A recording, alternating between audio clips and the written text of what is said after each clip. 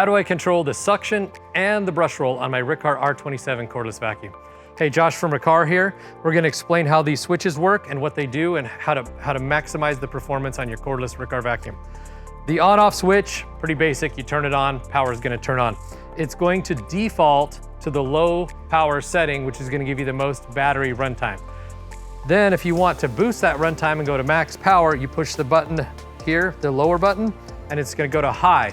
When it's in high, that green light will be flashing, indicating you're in high power. If for some reason you want to turn the brush roll off and vacuum your bare floors or something with no brush roll running, you can push the button one more time. That will disengage the roller and you'll be in suction only mode. Okay, so on is right here.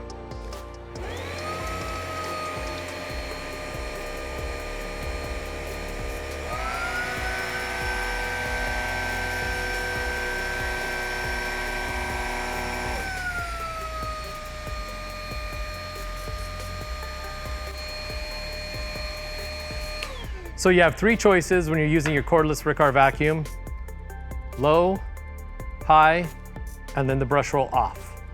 Hope this helps. Happy vacuuming.